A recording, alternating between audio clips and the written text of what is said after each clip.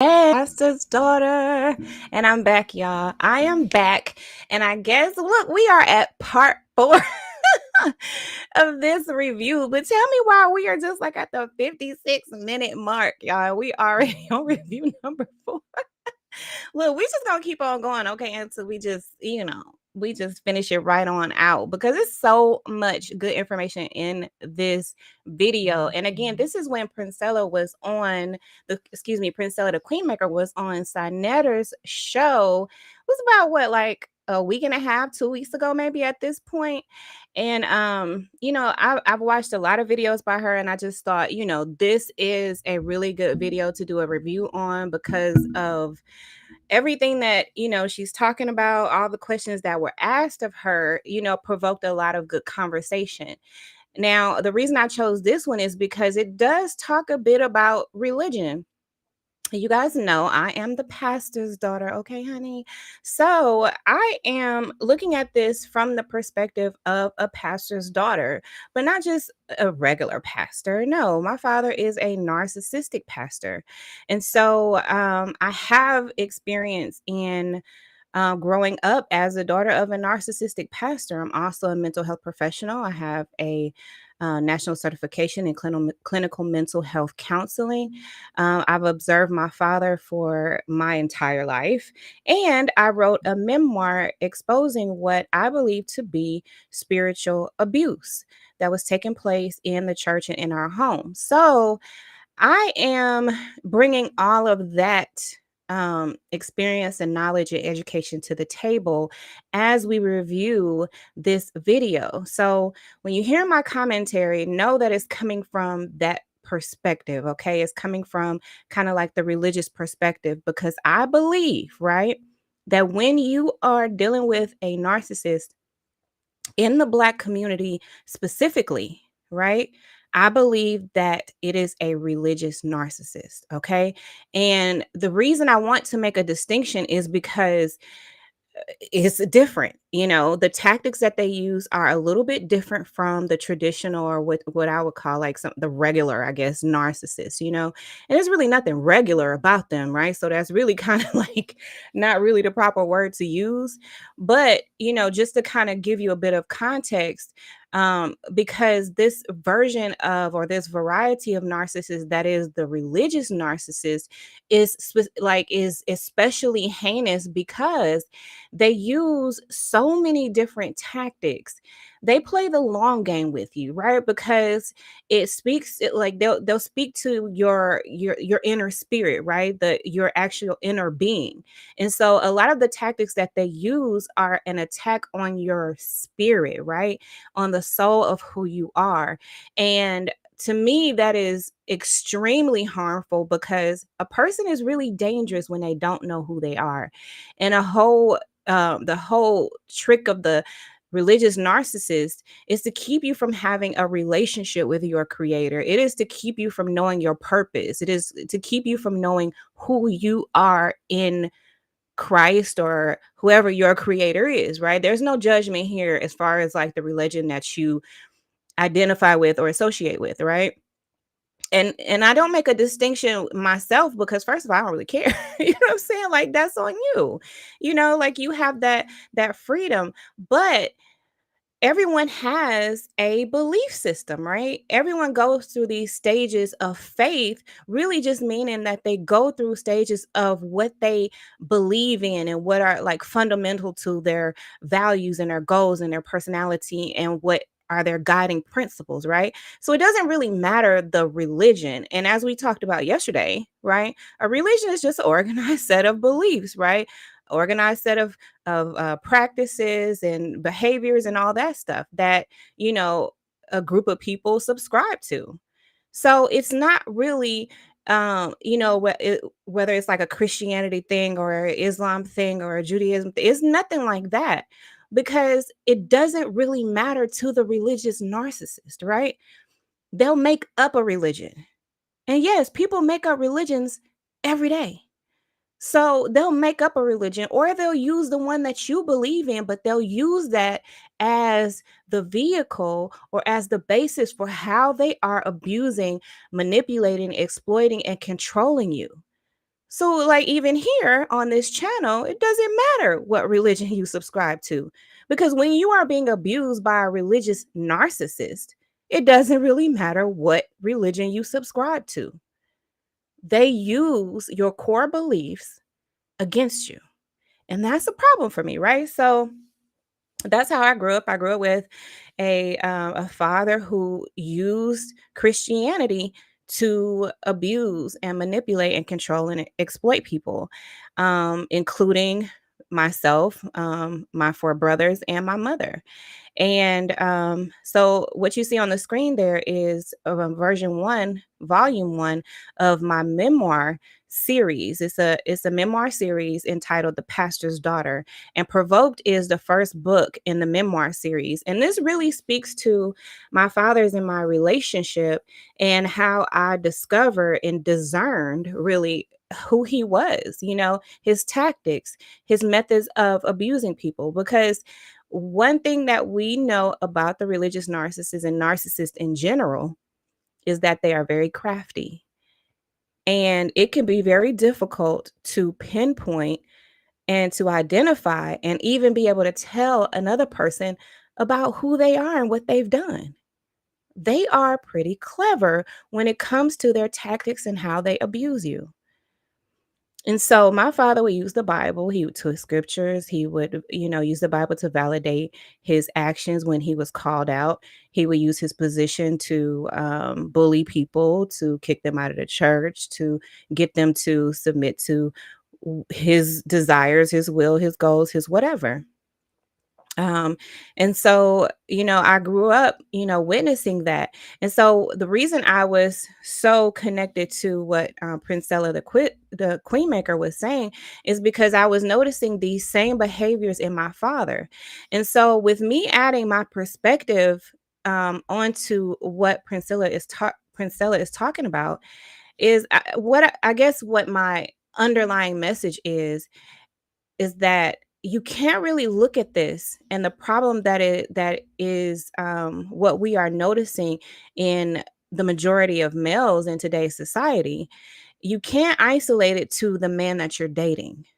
And that's really the underlying message. Because if you are really getting the message, then you have to also understand that these males that she's talking about could be your father. These males that she's talking about could be your brother, could be your uncle, could be a longtime family friend. And those are the people you don't want to believe that these characteristics exist in. And I've heard a lot of women say, well, my father wasn't like that. My father was this, that, and the third. Well, w- are you sure? Are you sure? Or is that a tactic that he used on you? Because, I mean, if I'm being honest, my brothers, experienced much worse abuse than what I did. I was the one who really stuck around. I never really left my parents until I went into the military.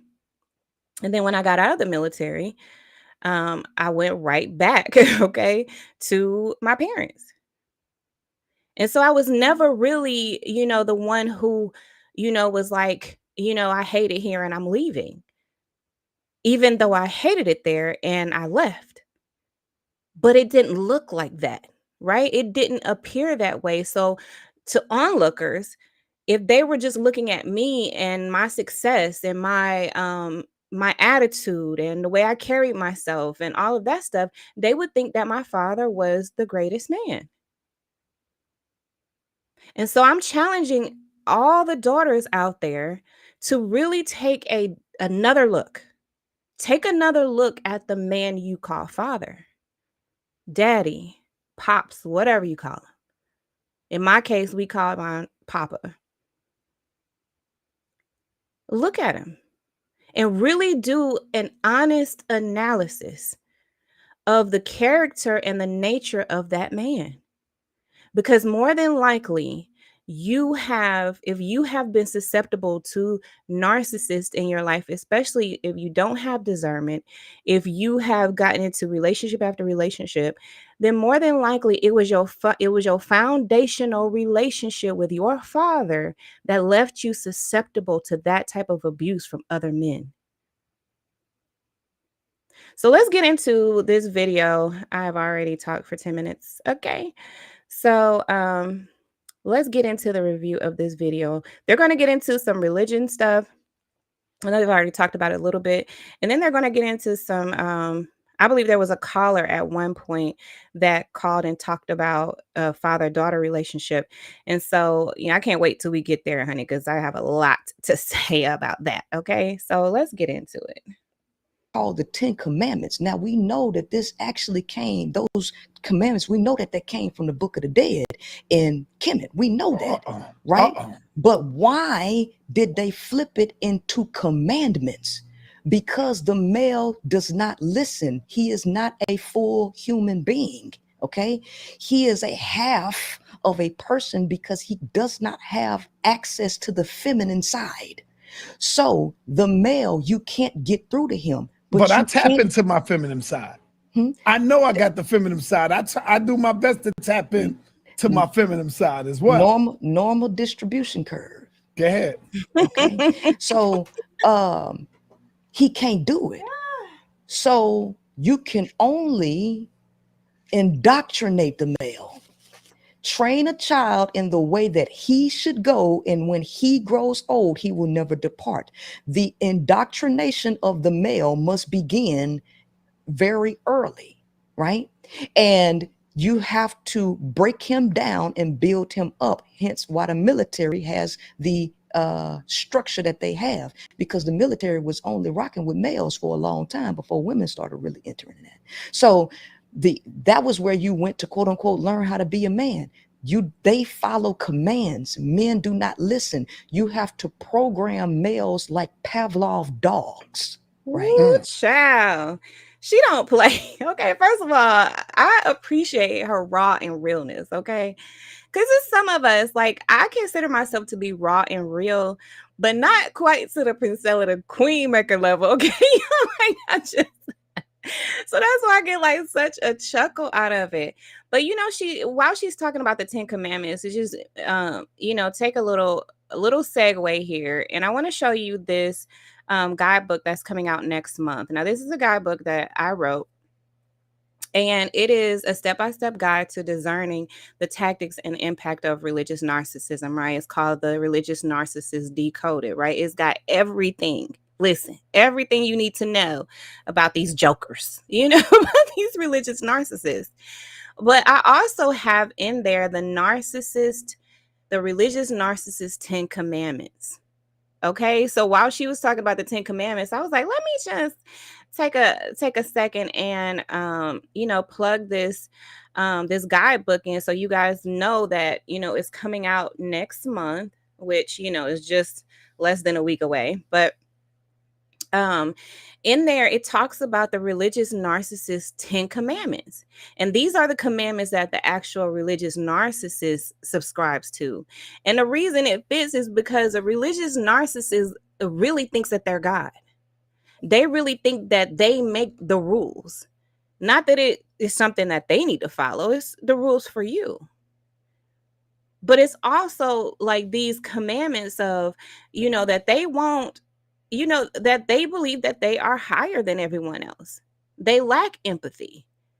And these are rules that they really go by. So even when they're called out, even when they're exposed, even when they know that they are harming people, they really have there's nothing in them that is really drawing them or appealing to that spiritual or I guess, for the sake of using Princella's words, is that feminine side. There is nothing compassionate about what they are doing. Now, they can fake it, right? And a lot of them do, which is why a lot of us fall for it. But they have a set of commandments that they go by. And I cannot wait until this guidebook comes out, because, as soon as it comes out, like, I'm going to dig into it, right? So I'm going to tell you guys a lot about what's in it. I just got my proofs in the mail today. So I'm going to do a last review of it. I made some changes since I submitted for my proofs to be sent to me. So I know I'm going to re-upload and have some changes, just making it, that much better and that much clearer for you guys to really use this as your step-by-step guide. Like, this is going to be a guidebook that you pick up often. It has journal prompts in there, journal pages, self-care guide, checklist, and all of the things that you need to really discern, right? To be able to analyze your situation, to be able to check the facts against the behaviors and the words and against the actions and all of the things, right? It's going to be everything that you need to be able to make a discerning decision, to be able to make an analysis, and to really know who you're dealing with in these religious narcissists. Okay, so let's continue. That's the reason why it's called the 10 Commandments, because this book is written for men. It's not written for women. They was talking to men. So men need God, because without no God, the male will have no reason to control himself. Zero. Wow. But the book. I thought it was the other way around. Like, the woman needs God because she no longer sees God in her life, meaning the male. No, God. So man, she sees she gotta depend on a God to love her. Let me ask you this question. I'm gonna need you to really think and not just what it sounds good. Think. A nation can rise no higher than its woman. I agree. High, which is where is God at? High. Yeah. God, the woman is God. How could, if God was a man, why does it take a woman to raise higher in order for the world to raise higher? The male has never been in front of the woman. Right? What y'all think The about male that? don't listen. What y'all think about that? What do y'all think about that? Honey, okay. This Princella don't play.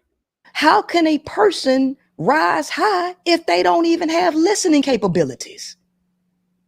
That you got to program them like robots and they can't change. So the male right now is crumbling because we are in the age of Aquarius. Pluto is moving into Aquarius and will be there settled in January 2024.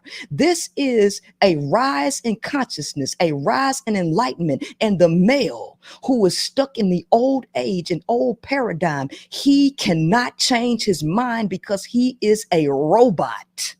Train a child in the way that he should go, and when he grows old, he will never depart. These males are stuck and they can't change, and they are upset. The one thing in life that's constant is change, and that's something that you ain't never gonna stop. And the male cannot stop the enlightenment and the light that's being shined or shown on these shadow spaces. And the truth about the male is coming to light. It is. And they mad. It is. All right. What y'all think about that so far? Like, that is really deep. It's like, for me, you guys, it's like I knew these things, right? It's like, you know how like sometimes you know stuff, and then when you actually hear a person say it, it's like, thank you, like, thank you for saying it, because I knew this stuff, but like, and I didn't think that I was crazy, even though there are moments like that where it's like, I must be crazy, like, because I like, nobody else is talking about this and nobody else is thinking this way. But then when you hear somebody say it, you're like, oh my God, thank God. Like, I knew I wasn't crazy. There's moments like that, but I already knew that I wasn't crazy, but it was still like some things. It's just like, am I the only one that sees this? Am I the only one? Like, am I really the only one who is really have discernment? And so when when I hear her say these things, it's like I already knew that. And I knew that my father wasn't going to change, even with a whole memoir out, even with the whole YouTube channel and all of these pages and in social media sites that I have dedicated to really raising the awareness of the religious narcissist. And what's crazy is that even though his church has declined, significantly, it has declined significantly when I left. But I think even more so since then. But there still is nothing in him that is changing. And I wonder, like now, now that she's saying that, it's like he obviously does not possess the capability. There was a point in time where I thought, well, it still benefits him. That's why he's not changing. Right. Because you can see, like, sometimes when, people are exposed, it's like they end up benefiting from the exposure. Like, let's say, someone on social media, they get exposed for something, but they still have, or they have an increase in people following them or subscribing to their stuff, because now people want to see the degeneracy, right? So they're actually getting more attention. And so, initially, because I was talking about because I was talking about my father, I was like, okay, he's getting more attention. So, he doesn't have an incentive to really change. But even when I stopped talking about him, when I stopped, visiting his page and commenting on the ridiculous stuff he posts and the ridiculous message that, he was posting on social media and all of that stuff, it's still, to me, it's still something there, right? Um that speaks to, I guess, the reprobate state of his mind, right? That maybe, and I don't know if you guys know about the whole reprobate mind thing. I don't really want to get into it right now, but there is a point, I guess, in a person's sin where God is like, he just basically takes his hand off of that person, like, and just turns them over to a reprobate mind, which is like, okay, this is where you want to be, then this is where you'll be. And so I did a video, like, I don't know, it's probably like a year or so ago now, where I was just talking about, like, my father is, he has a reprobate mind, because there is nothing in him that even desires to change. And what's crazy is that my father is a pastor, right? And the religious community is like the most forgiving community, right? So he would actually get more people coming to his church if he was to actually admit what he did and be honest, and all of those things, because people love those type of stories. It speaks to really, like, the toxicity that exists within our communities, right? And within the religious community. But it's a fact of the matter that some people are attracted to pastors who have done bad things and admitted it, because then they're like, oh, he confessed, he admitted it. Not that that actually speaks to change, but at least he admitted it, you know? So he's actually in a very industry, and there is no industry, no, arena, whatever, that's like the religious community. Like, they're complete, like, they are totally forgiving to a fault, in my opinion, But still, there was nothing in him that was like, yeah, I need to change, at least so I could try to get some more members in here. People would like this whole, like, underdog story, this sinful man story. I'm just a sinful man, and that whole you know what I'm saying? Like, that whole thing. But it was still nothing in him that was like, I need to change, because he is incapable. He's not capable of changing. Let's continue. My sister, this is awesome. I love it, man. Yeah. I love it. Are men incapable of love due to biological or more than psychological? Well, I'm gonna put it this: love, first and foremost, love is not an emotion, right? It ain't an emotion. The only reason that the male thinks love is an emotion, because he associates his emotion with his dick. Sex and quote unquote love or romantic feeling come from the same area in the brain for the male. And males see love through their visual processing. So this is why they think that they can love, because they really believe that it's a feeling, right? The male is emotional. He's emotionally reactive. See, we all have emotions because we all have chemicals running through our bodies, right? Look, y'all see the the post at the bottom. It's like she is not playing with y'all, okay? And not. And these chemicals are emotions. How you process these chemicals determines if you are emotionally reactive or emotionally expressive. The male is emotionally reactive and the female is emotionally expressive, right? So she knows how to express emotion. The male don't even have the words to tell you how he feels. He's emotionally retarded. He really believes that there are only two emotions, happy and sad, or mad, a few emotions, mad, sad, and happy.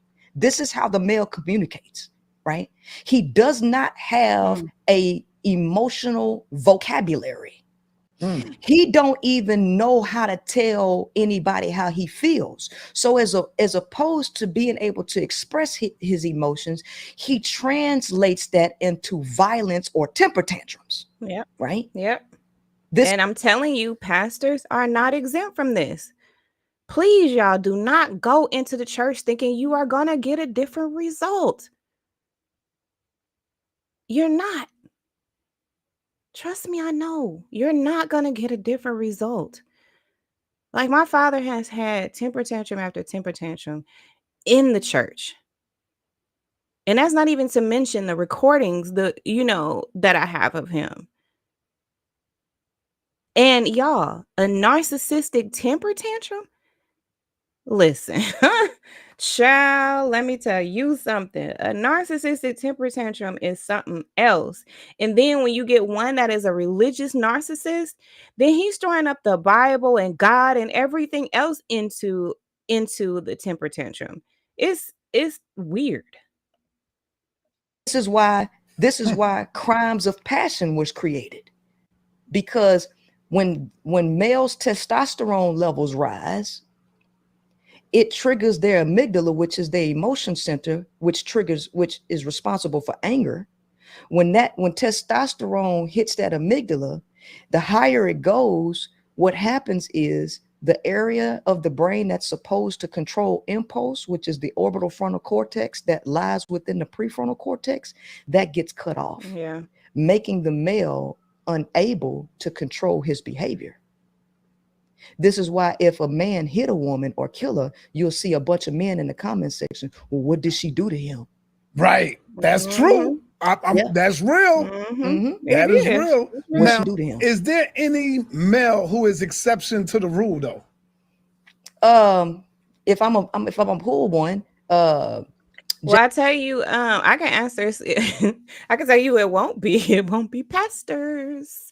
It won't be people who are supposedly in the ministry. Okay, so y'all, please don't go thinking that.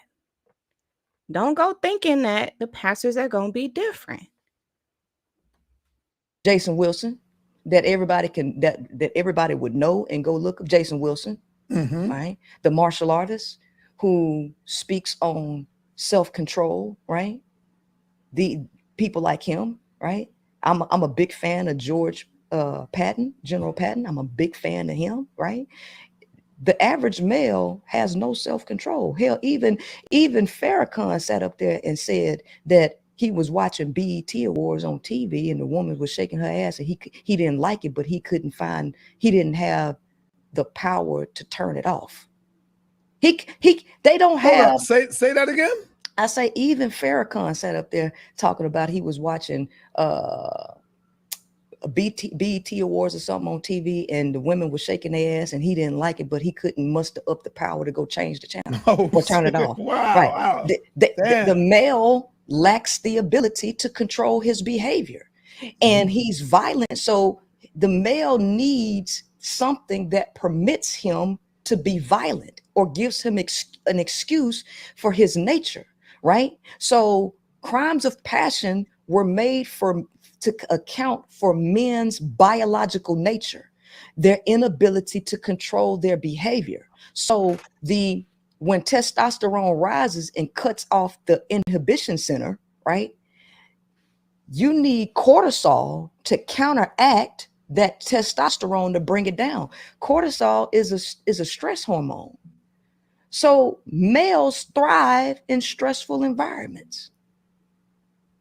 They thrive in scarce environments. This is the reason why if you put a male in charge of anything, you'll see most people end up going in famine or broke, because the male, his consumerist nature and his inability to have a cap on his behavior and his scarce nature turns abundance into scarcity, which is where he thrives the most. Mm-hmm. Okay. Wow. Is it true that male semen is infection to the female body, that she could avoid it and that she should avoid it at all costs? Yes. Because Yes. this is what you say all the time. You teach this. Yeah, because, and even males teach it too. But see, here's Why the you thing. say it's infection? Why you say the male Here's semen? here's the thing. Males are the only ones that got semen, right? Go We ahead. ain't got none. Yeah, But no, I'm saying, why do you say that though? no, I'm telling you. Go Here's ahead. the thing. It ain't just me saying it. Males say it too, because here's the thing. What is the reason that males keep saying they want young virgins? Uh-oh. Right. Yeah. Let's not just put it off like I'm just saying stuff, because the male is saying this shit out of his own damn mouth. Right. They don't want women who quote unquote been ran through, But because Charleston White said that. males say this all over Yeah. no matter who you listening to, they all saying this, because let's keep it a buck. The male wants the most opportunity to pair bond.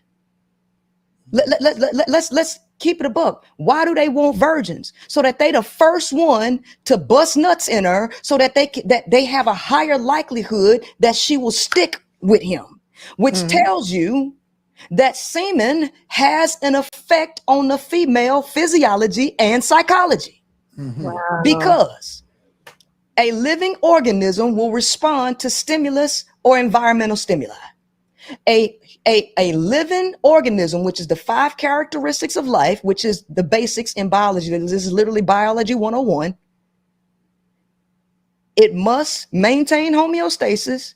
It must have energy or process energy, must be multicellular, must change and grow, and must respond to stimulus or environmental stimuli. When you introduce semen into the internal environment, the body is going to respond to the new stimulus, because sperm is a stimulus. So just on the knowledge and the basics of science and biology, the internal environment is making adjustments and responding to the foreign stimulus. What is it doing to the female's body?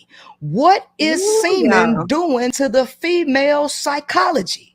The male knows this because he uses his fucking penis as a weapon. He knows that if you dick her down, right? He know this, but I ain't supposed to know this because I'm a woman. But men can say this shit freely amongst themselves and then try to gaslight me like I don't know what the hell I'm talking about. Yeah. They want to bond women to them.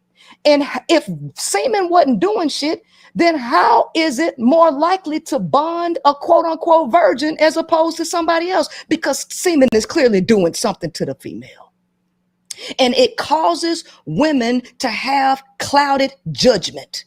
It causes women to not think clearly. It causes women to lower their DNA defenses, to lower their resistance to males. They start to do things that are more in the favor of the male as opposed to her own survival. This is the effect that semen is having on the woman, and they know that. And that's the reason why males say women are more emotional and men are more logical. Y'all get emotional behind sex. We don't. Women are receivers. We are come on now. I know. So here's the thing. Men can't say it and it be right. And then I turn around and tell you the same thing that come out your mouth, and then I'm wrong. Ooh, child. Y'all. Ooh, like the commenter said, Lady Space, she is not playing with y'all. She is not playing with y'all. Listen. Listen. So what y'all okay, what y'all make of this so far? What do y'all make of this? Okay. What do y'all make of this? I told y'all before we first started the series, I have a father and 4 brothers. I am the only girl. And I feel like I knew this stuff. It's so surprising to me that there are so many women who can even hear a man say these things, but it's still not really register. You know? So that's why I say, like, I'm really big on discernment. I'm a discernment and spirituality coach. And I'm really, really big on discernment because it's not like the information isn't there, right? Because the information is there. That's the key about discernment. The information is already there for you. It's not like, you're not really searching for a needle in a haystack. It's pretty much like right there. A lot of times it's clear, but for some reason, your judgment, your perception, or what you want to believe ends up clouding your decision making process. So when you hear a person say these things, like a male, for example, and you hear him talk about what he's done in the past and how he's treated people, and you hear all these things, but for some reason, you just think that you're going to be different, or that he's not really like that, or at least he admitted it, or you know what I'm saying? But you take that to believe that it's going to be different for you, and it's just simply not. That is you not using your discernment, because guess what? The information is right there for you to make a safe and sound, wise decision. But for some reason, we continue to make bad decisions. We make decisions that are killing us. So when you hear her say things like this, right? How does that really make you feel? What does that make you come to know? What does that make you believe within yourself? How does that affect your decision making? How does that affect the way you move? Knowing this information, having this information available to you. Because now that you heard it, you can't unhear it. Right? So you can't play ignorant. You can't say you didn't know. Now you could say I knew and I just decided to make a different decision, right? Because that's what it is. But you can't say you didn't know. And a lot of us have played ignorant for a very long time, like, oh, we just didn't know. But now that you know, now that you can look out into the world and society that we have right now, and you see that so many women are dying, the Black femicide rate, you guys, every, like, yeah. And this is not even like lovers who are killing their lovers. You know what I'm saying? This is not a man that's killing his lover. These are sons killing their mothers. These are fathers killing their kids. These are just random men on the street killing women. The violence against women is so crazy right now that we cannot afford to continue to play ignorant about these things. We have got to listen to these things, right? Analyze them, and we got to move differently. We have to make wiser decisions. Like, you can't play games with these guys, right? You can't do that. Like, you can't play like, oh, I'm just going to use him and I'm just going to get what I want, do what you can't do that. Not and expect to have a good outcome. You can't move probably like you've been moving, knowing this information. And for some of us, a lot of us, we're going to have to change the way we behave. We're going to have to change the way we dress.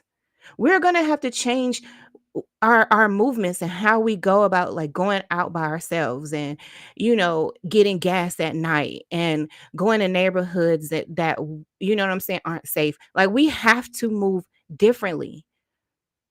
We can't have just anybody around our kids. We can't just have anybody around us. And it's like later for the games. You know what I'm saying? Like we have to take this information in and do what we need to do, like do our part to make things a bit safer for the next daughter, for the next woman that is near, like that, even one that you don't even know. Like like what I do today, right? What I did a year and a half ago when I wrote my memoir series is going to help women even beyond my lifetime. Because I put something out in the world that exposes who these people are and how they move, their tactics, their impact, how to watch out for them, how to expose them, how to take care of yourself so that you don't find yourself in these positions again. How you can empower other women and your daughters to be smarter. It may not be your fault that they're like this, but it's your responsibility to do what you can do to save you. And once you do that, then you could talk about, okay, how can I give back? How can I empower the next woman, the next daughter out there to move differently? All right, let's continue, y'all. We got about 19 minutes and I'm gonna end this live stream, honey. Okay. I'm not gonna keep y'all all night. No. So how will we reproduce if women stop having sex with men? Well, let me tell you something. Have you ever heard of Universe 25? John Calhoun's Mice Utopia? You ever heard of that? Okay, let me ask y'all this, okay? Because I've heard this argument. I mean, basically every time she, does a video, there's always someone in the comments or someone that calls in that says, "Well, how can we reproduce?" So my question is, do we really think that it is a good idea to be bringing children into this world? Like honestly. And I know that that's their concern, the average male's concern when she talks about women not dealing with men anymore, right? But until they get themselves together, till they course correct. Which I don't know, it may take a generation or two. It may take everybody just saying, no, we're not bringing any more kids into this world, and no. But let me just ask you this though, because I know that, especially if you are someone who subscribes to a religion, that we believe that we are supposed to be fruitful and multiply and all of that stuff. But let me ask you this. Do you really think that it is the wisest decision to bring a child into this world? Like present day, this is the world we live in. Is it smart? Is it? I mean, or are we setting our children up for more of this? Of this, gender war? Spiritual warfare, the spiritual battle that is taking place? Is it really smart to bring a new soul into this mess? That's my question. No. Okay, I'm surprised that you haven't, because this was the basis that Margaret Sanger used when she created Planned Parenthood, right? Mm. Yeah, the term hood rat come from there, right? So John Calhoun, what he did was he took 4 pairs of mice and took them out of their natural environment. See, the natural environment I heard you tell that on your video. Go ahead. Yeah. So I love that story. That's nice. Natural environment for a mouse is to forage for food and expel that energy looking for food. right? But when you take them out of their natural environment where they were expelling that energy and put them in a quote unquote utopia. Now, this utopia is what we would call sociology, okay? Creating the environment, sociology. So you got biology, psychology, then sociology. So what he did was, remember, the 5 characteristics of life is a living organism will respond to stimulus or environmental stimuli. So he took the living organisms, in this case mice, changed the sociological structure, and created a quote unquote mouse utopia. Took the living organism and put it in a new sociological environment and gave them everything. Gave them food and housing. So they no longer had to forage for food and they didn't have to find a place to stay. So what happened? All of the energy that was being expelled in foraging for food got built up in the mice. And what happened? The mice went from 8 to 2,200, reproducing. And as the population, as the space got so cramped in, a lot of them broke off into gangs. They became violent. They abandoned their children. And a lot of them withdrew from sex and reproduction. Ain't They that what? stopped Like, that's what having we're children seeing today, right? because Mother Earth is infinite intelligence. Mother Earth is a living, breathing organism. It fits all 5 characteristics of life. Mother Earth is living and breathing, and there's an ether, infinite intelligence, that is working on everybody's internal environment unconsciously. Right now, the planet is overpopulated, just like this quote unquote mouse utopia, right? And the male is so degraded, his only objective is to procreate. That's not the nature of the divine feminine.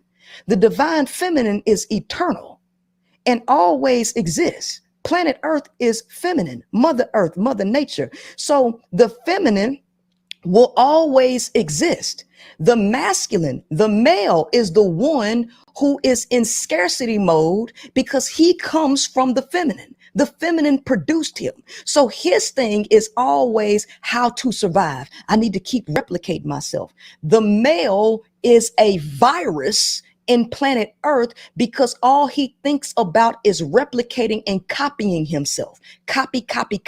And he has no limit on his behavior. So even though planet Earth is sick right now, crying and disgusted because you have people raping Africa of all of its natural resources, you have a bunch of males on the planet who ain't doing shit but consuming and killing every damn thing they come in contact with. 86% of damn life has been killed by humans. Do We you didn't fuck feel this shit up. do you feel that the black male have always been like this, or this come about during the time of slavery? And if so, if not, how do we get back on track? Well, the original people here were matriarchal, right? And everything was fine when women had the power to deny and males accepted the divinity of women and the freedom of women. So women controlled the population because they were the ones who determined if souls incarnated on this planet or not. Patriarchy took that away from women. They took it away. And then they put the woman underneath the male's feet, whose ultimate goal is to pass his genes along, sex, and he don't have no governor on his behavior. So he has taken on a command from patriarchal religions to quote unquote be fruitful and multiply. That is a command. Be fruitful and multiply, which is the nature of the male biologically.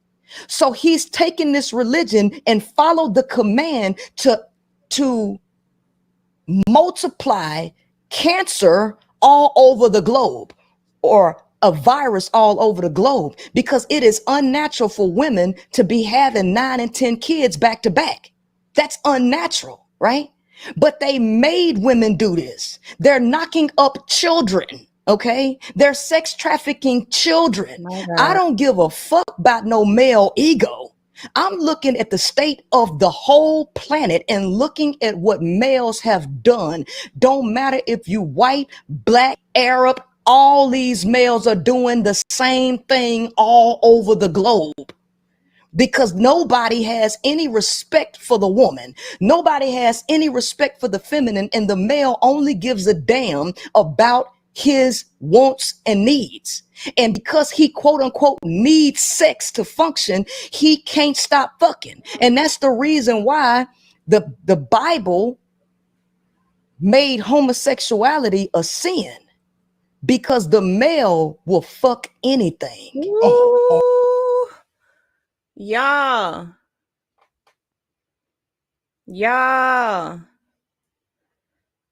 I mean, she's telling the truth. Okay. She is telling the truth. Where is the lie? Just like, okay, where is the lie? Thank you, Simi, sweetheart. Where is the lie? Okay. There is no lie in what she's saying right now. There is no lie in anything that she is saying. And my point is, you are not going to go into the church and get anything different. You're not going to go into the church and get anything different. It's the same man. It's the same male. The only difference is they are using your faith, your spirituality, your belief system to do the very same thing that all the rest of of these terrible people are doing. They're just doing the same thing, but it's just under a different facade. They're still pimping, but they're just pimping from the pulpit. There's no difference. And so that's what, my message is that I believe that there are a lot of people that are going to hear what Princella the Queenmaker is saying, and they're going to say, "Oh, well, the pastors are different, and the deacons are different, and the prophets and stuff are different, and apostles and stuff, and the church guys are different. So I'm just going to go to the church and I'm going to find me the exception to this." And I'm telling you now, as Delores, the pastor's daughter, that you are not going to get a different male. Let's continue. Oh my He God. will put his dick in anything. And Oh, and man. and it don't matter if it's a male, a kid, or nothing. So laws and commands and sins were made to control the beast nature of a male. That's what they are, monsters by nature. And the male has to cleanse himself. But because they don't have nobody controlling the male is sinking further and further and further into a degenerate state. Carl Jung said, man is an animal gone mad. And there are only two ways out of this madness. He either has to become an animal again, or he needs to become more than a human. To become more than a human is way too much work for the male. So he needs to become an animal again. But the male don't want to become no animal no more, because he thinks he's somebody that he's not. He truly believes he's a god. He truly believes he's superior. The male believes that his inability to connect to the feminine side and use his whole brain, he truly believes that that's a superior way to be. Now, if she is saying this about the males that aren't necessarily in the church, and she's not making a distinction, I'm just saying, I know a lot of people are going to believe that she's talking about the average male in the street. How much more, though, do you think that the religious narcissist thinks that he is God, thinks that he is so superior that there is no need for change, that there is no need for self-reflection, that there is no need for him to be better?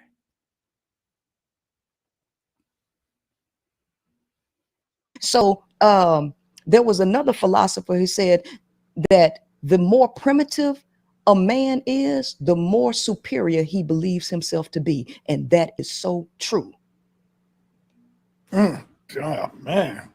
Woo, you going in. I want to say, brothers, I see you in the chat. Y'all are hurting because that rock have exploded and the pebbles are hitting a lot of you niggas out there, boy. It's showing in the chat. Y'all mad, man. But y'all was happy when Kevin Samuels was here and he was talking that shit on the reverse side. Yeah, y'all was happy. I was in there going against it and I was called the simp. So listen, the rocks is not hitting Sarnetta. I'm ducking and weaving. Trust and believe that. Because I know she ain't talking about me. God damn.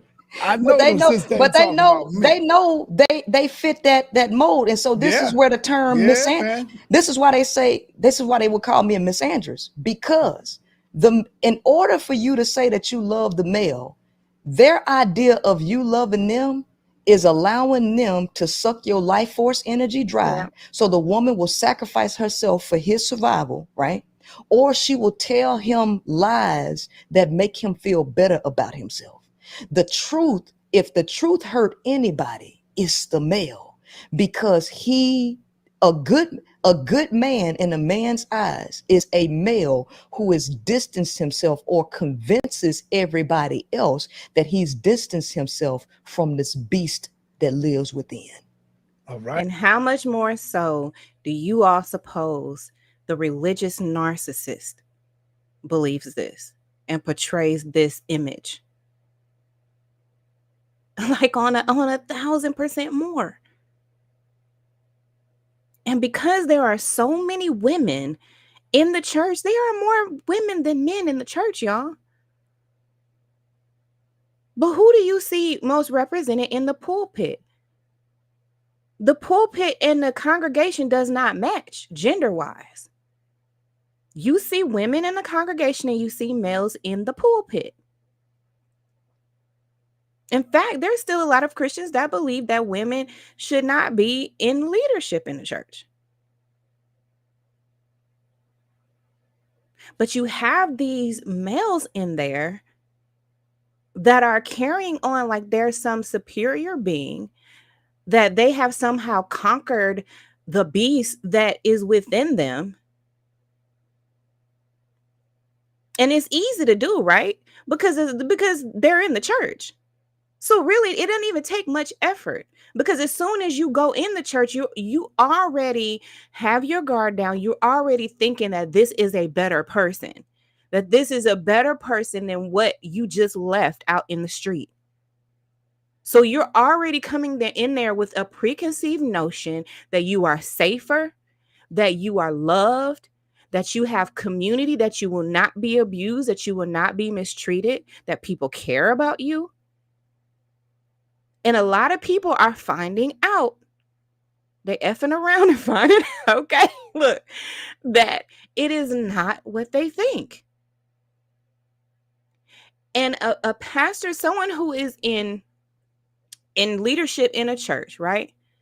And it's really any of them. I say pastors because, I'm the pastor's daughter, so it just is easy for me to just say that word. But any spiritual leader, okay, they are given so much access, so much leeway, so much benefit of the doubt, more so than any other area. Like nobody in the world is given as much access as a pastor is, or as someone in religious leadership, period. Like name somebody who does. Nobody, not even a counselor. I'm a nationally certified counselor, y'all. Counselors are not given the same amount of access that preachers are. Preachers or people in spiritual leadership are given access to your kids, your finances, your marriage, your decision making. It's a lot of people that won't even make a move unless they have cleared it with their religious leader first. They won't buy a car. They won't buy a house. They won't discipline their kids. They'll tell that man everything that is happening in their households, all their vulnerabilities, all their insecurities. I mean, everything. everything. That person can go over to their house all times of day and night. No one else is given that much access. So think about when you have a person who is, their nature is to be a beast, to look out for their own interests, and don't even really possess the emotional intelligence to, or the self-reflection to even know if they are actually hurting people and really don't care. Imagine giving that person that much access and expecting them to do the right thing with it. I mean, it just doesn't even make sense. It just simply does not make sense. It just doesn't even pass the common sense test. It's like, why would you do that? Yet, my whole life, you guys, I have seen people totally come into church with their guard down, never thinking that this man is going to take advantage of me. And then don't let it be someone who actually does some good, because that some good is going to cover everything that's degenerate, that is demonic, that is all the things, all the things. If they just did one thing good for him, if they just prayed for him one time, if they just came and visited him in the hospital one time when he was sick, then that covers all of the sins. And then you have someone like me who is exposing it, who is like, look, y'all.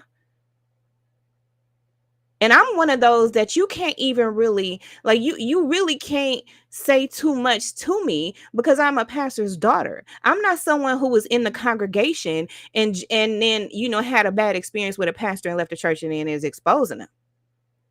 No, I grew up in this. I was in the backdoor meetings. I was in church leadership. I know. Then I went on top of that and got education. I have a double master's degree.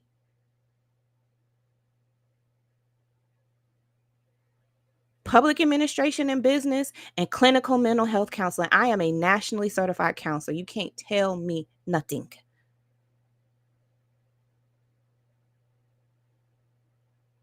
Taking several classes from Dr. Ramani, who is the foremost expert in narcissism.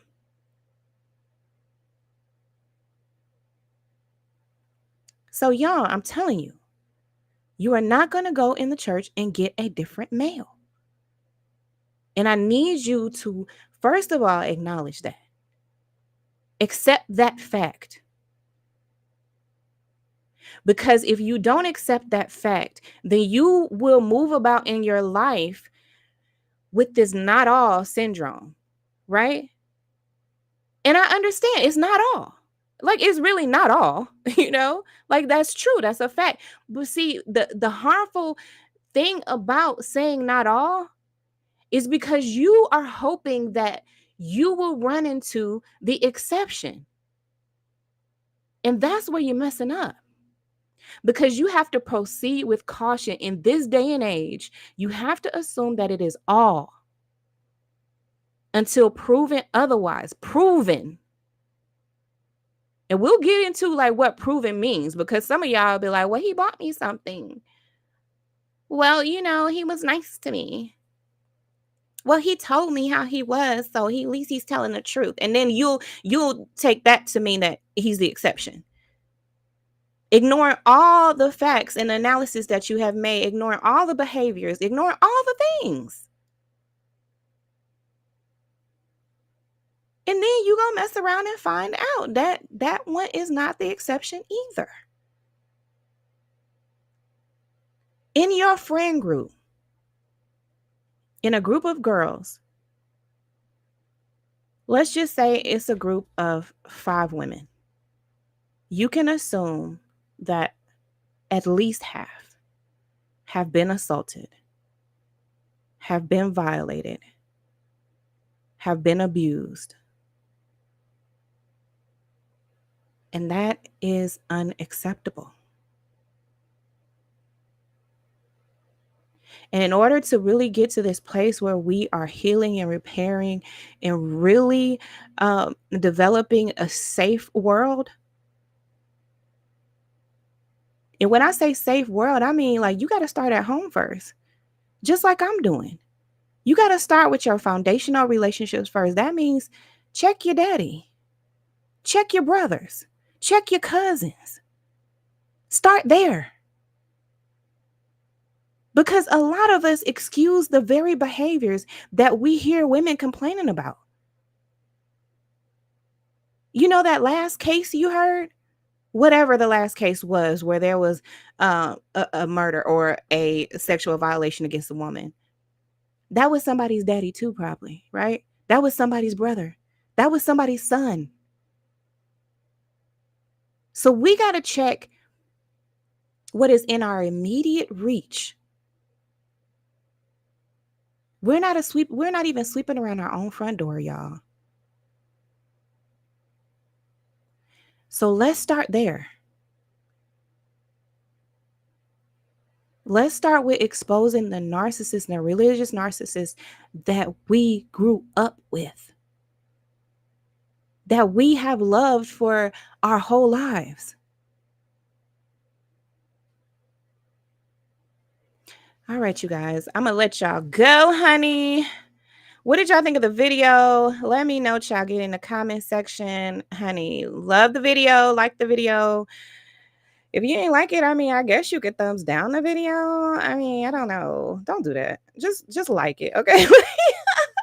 My emotions are sensitive right now. Don't you thumbs down my video. Look at you. But anyways, so yeah, like y'all like the video, comment, let me know what y'all think of what I said, how, I put my own little perspective on it, coming from a perspective of a daughter and, the daughter of a religious narcissist, because like that's a thing. And it's something that we don't really talk about that much. But, I'm dedicated to really raising the awareness about it and, really empowering really anybody. But, my passion is for other daughters, for all the daughters around the world. Because what we can say is that it's not really a race thing. It's not really a race thing. Clearly, this is gender-based. And so if we look at it like that, right? And we say, hey, I'm somebody's daughter here. I'm somebody's daughter. You can't just handle me any type of way. You can't just talk to me any type of way. Like, handle me with care. Talk to me nice. I'm somebody's daughter. Then we take that whole, well, this is just a female. This is just a woman. This is just, you know what I'm saying? No, like I'm somebody's daughter. And even though my father was an unchanged man and he wouldn't do right by me, doesn't mean that I don't deserve to be done right. And you do too. You deserve to be done right too. All right, y'all. I love you. Like I said, like the video, get in the comment section. Let me know what you think. Bye-bye for now.